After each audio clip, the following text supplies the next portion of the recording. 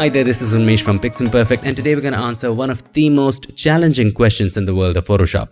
Whether you want to know how to select black on black or white on white, this technique is like the master key that's going to work on the entire spectrum of hair and background combinations. But how does it work, you might ask? Well, let me share with you an example. Have a look at this illustration. Think of this circle as the hair, and then you have a white background. Right now, with the black hair and the white background, it is so easy to identify where the edges are. You can clearly distinguish the edges. Forget about Photoshop. You can tell where the edges are, right? Now, what if we have a dark background? Right now, we can see the edges right down in here, but at the top, even we cannot tell the difference between the edge and the background. So, if we wanted to select the hair or the circle in this case, how are we going to do it? We're going to have to guess the edge, or in other words, we will have to create our own edge, right? So literally, if you can't find a way, create one. And that's what we're going to do in today's lesson. We're going to be creating a lot of our own paths, pun intended. I'm super excited, and don't worry, this is going to be simple. I'm not saying it's going to be easy, but this is going to be simple. We're going to simplify it in 5 steps, and we're going to have a lot of fun doing it. So without any further ado, let's get started.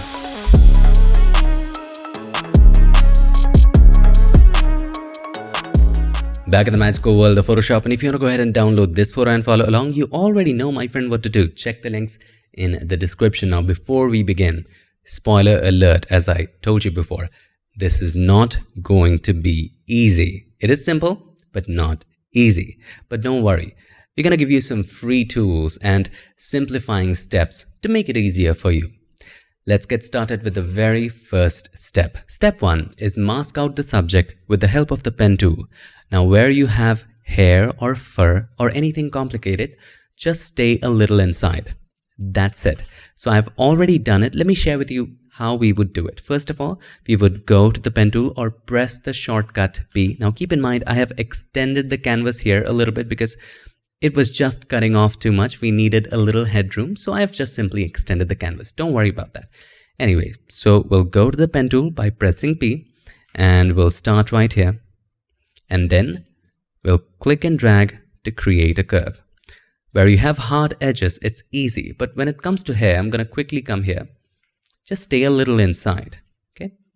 Don't worry about the outside. We're going to do it later separately. Just stay a little inside and create a path around it. Make sense? By the way, quick tip, if you cannot see the edges clearly, this can help you. First of all, let me just delete this work path.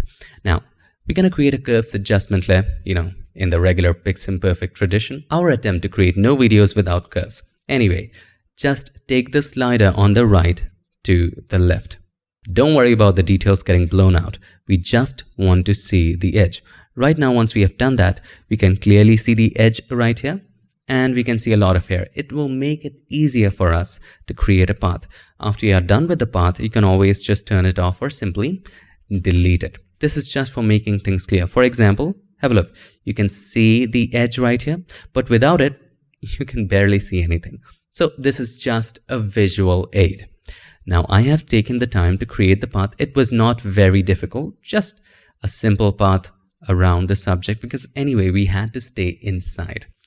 So once we have created the path, we need to mask out our subject. To create a selection, once the path is selected, press Ctrl Enter, Command Return on a Mac. Now, if you want it with feather, if you have the path, just right click on it and click on Make Selection, and you can add a little feather right here. So I'll add just 1 pixel feather, and now we have a selection. Just click on the mask button. Pretty good.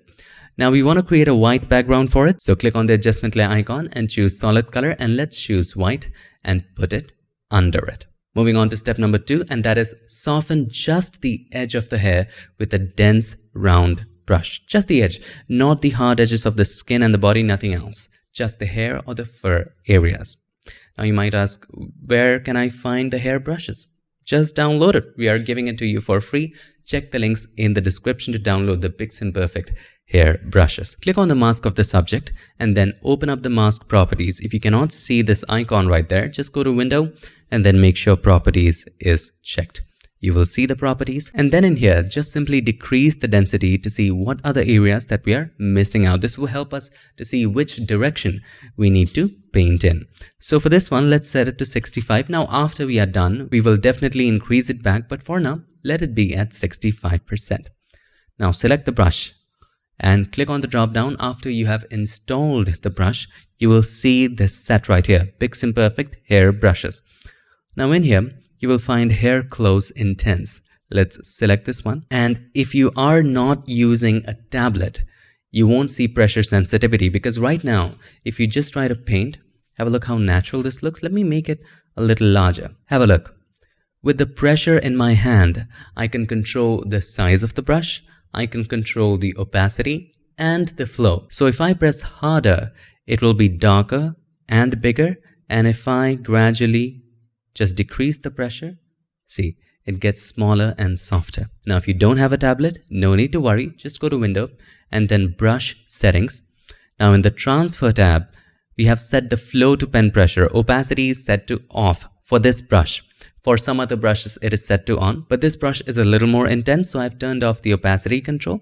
But right now, the flow is set to pen pressure. If you're using a mouse, you can set it to fade. It can be done, but it'll be very uniform and will take you a little more time. You can control the length of the fade from right here. So if you want to increase it, you can set it to 800. Or if you want the fade to start sooner, you can just decrease the value. As you can see, it's fading right in here in the beginning. So for us, let's set it to 400. Also, you would need to go to Shape Dynamics. And for the size, we have set it to pen pressure. Let's set it to fade as well. Here as well, you can just select what length you want. So if it's 400 right now, you can set it to 600. So this will allow you to create hair with the help of the mouse. It won't be as good, but it can be done. Also, as you can see, it's not very smooth, so you would need to increase the smoothing. Now, it can be done. See, the hair is smooth right here. See, it's getting a little better. You would have to make adjustments in such a way. All right. But for us, I'm just going to reset the brush the way it was. If you just select it again, it's already reset. It really helps if you have a tablet. Let us go back. Now this can be intimidating, but you don't have to worry about hair going around in all the different directions. Just worry about the edge. And here's what we will do. Just start drawing hair like this randomly. That's it. And as you can see, the edge is getting more and more natural. Have a look. The more patient you are with it, the more you enjoy this, the more natural the hair is going to look. See? So natural mask right in here. So cool, isn't it? Also, to have more variations, you can again go to Brush Settings. You can also change settings here and there. And also one of the things I do from time to time is just rotate the brush. It'll give you a little variation right here, and then continue painting right here. See that? See how quick it is if you're doing it with a tablet? So we will continue this process for the entire hair area. Let me make it faster for you so that it doesn't get monotonous. As we are painting, just to give you a quick tip, you can also use the arrow keys to rotate the brush.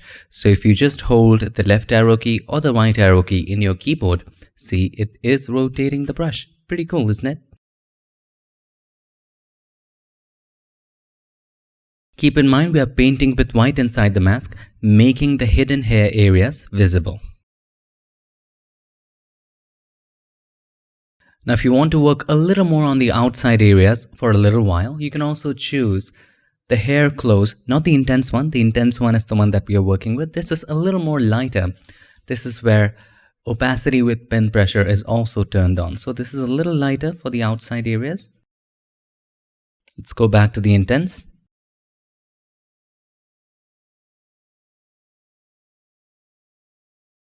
So for the top areas, as it's cutting off, what we can do is we can use liquify. First of all, let's turn off the link so that the mask and the layer is not linked anymore. So select the layer and let's go to filter and then liquify. And here with the help of the forward warp tool, just extend this a little bit, the top area, and hit OK. That will allow us to have a little more room to play with. Have a look. Now when we are masking in, let's first of all increase the density. You'll be able to notice this. See, we have a little more room to play with right here. Pretty cool, isn't it?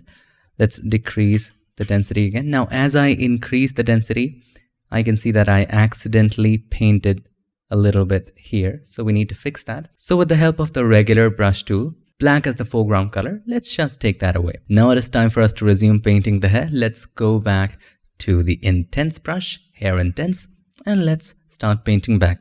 Let's decrease the density first of all to 65 to see which are the areas that we are missing. Let's select the mask again and start painting with white. Also, to make it easier for you to paint, you can also rotate the canvas by holding the R key, rotate it, and then when you release the R key, it will get you back to the brush tool. If it doesn't, just select the brush tool.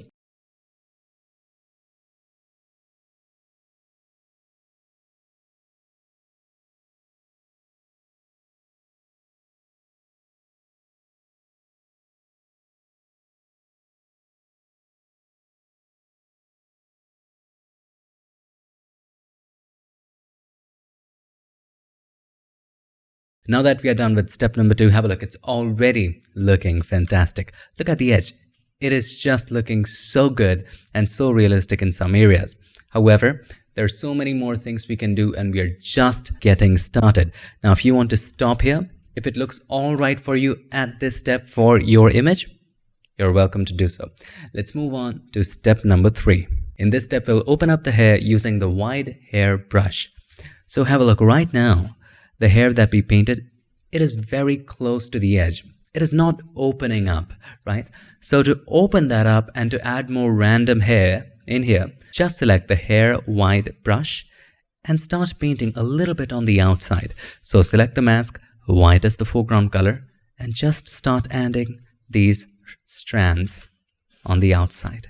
Try to be as random as possible, and also time to time you can also rotate with the arrow keys, or you can also rotate from right here at the top. That's up to you to get more randomness in your results. Just keep in mind that as you're painting, don't forget to zoom out and look. Check for whether you can really see the difference, because when you zoom in, sometimes we get so obsessed with just the little details here and there that when you zoom up, it just doesn't look that much good, or maybe it's just too insignificant.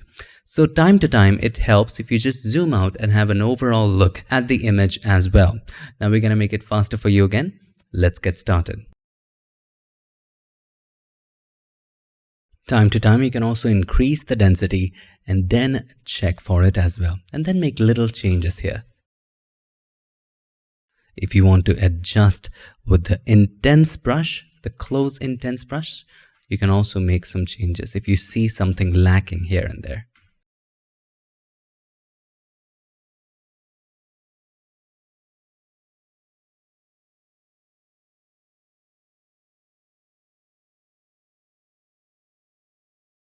And we are done opening up the hair a little bit using the wide brush. Have a look how much better it looks at the moment. So much more natural, right? Especially these areas with so much randomness around the hair. But there's still one more essential step left. Moving on to step number 4, and this is the step that makes it absolutely natural. And that is adding additional, absolutely random single hair. As the name suggests, all you have to do is to choose the hair single brush. This is just a single hair brush, and just start adding random hair here and there inside the mask. There's one more step where we will do this again, but this is the one that we're going to do it inside the mask. So in here, these specific areas would be very helpful. So if you go back in here, let's decrease the density a little bit. So there are some hair, as you can see, originally flying here and there.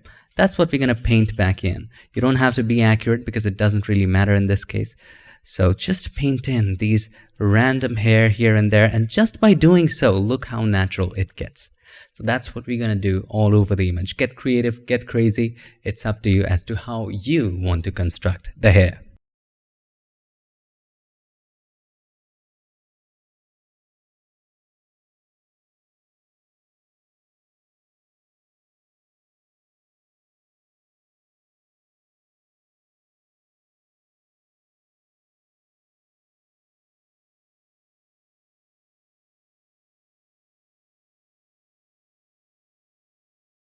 Having finished with step number 4, look at it. With the random hair added, it begins to look more and more natural. If I just increase the density, look, we can just get away with this. Awesome, isn't it? Also, if you want to make it even more realistic, you can go ahead and add some additional hair. And that brings us to step number 5. In this step, just simply create a brand new layer. Take that same single hair brush and just zoom in. Take a sample of the hair which is inside and just paint some additional hair. For example, right here, you can take a sample of this color and just paint some hair from that area. For example, if I'm starting my hair from this area, I'll just take a sample of this area and then begin to it. Now, as I take a sample and start to draw the hair, even inside it's looking realistic. And as it goes outside, it stays realistic. So, make it of the appropriate size. Just take a sample from the area of origin and then just paint. Why is this important? Well, let's say I take a sample from right here and I start painting the hair. It looks realistic on the inside as it goes, and the same realistic hair which is inside goes on the outside, and when it does, it gives the viewer the illusion that this is realistic because the real hair is going from inside to outside, not just a plain mask that we just faked up. Anyway, so let's continue with this. You don't have to do it all over the place, just some areas here and there to bring back in the realistic taste. Let's take a look. Here's the before, here's the after. See that realistic layer of hair right there that we added?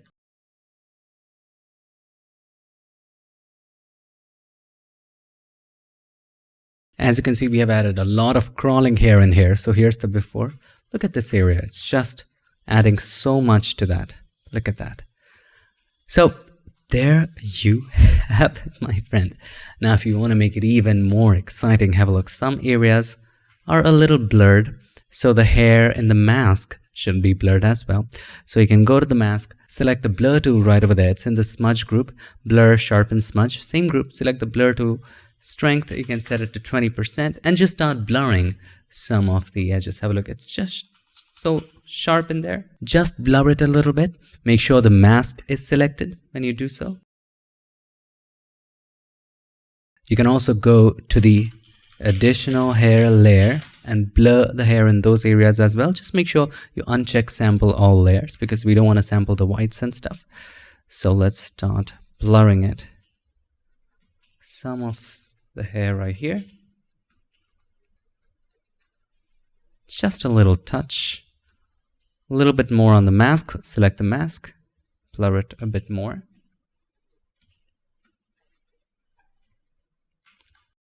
And there you have it, my friend. So there you have it, my friend. It was pretty tough, but well worth it because we took the time to paint our own hair. Isn't that pretty fantastic? Now the advantage is, because you have worked so hard, there has to be some fruit to it, right? And some great reward to it. And the reward is this. This mask is so good, you can just have any background. And this mask would still work no matter what the color of the background is. For example, let's say you had a contrasting background in one of the images. The hair was black and the background was blue, dark blue, something of that nature. In that case, you used the regular quick selection tool or the selected mask to refine the hair. The thing is, not every background would work. If it was a deep blue background and you change the background to red, some of the blue would still be there and just removing the color cast would be very difficult. Or sometimes, even if the background is contrasting, you just cannot have extreme colors. But in this case, everything and anything would work. So, no matter what color you choose, white, black, red, everything works over here.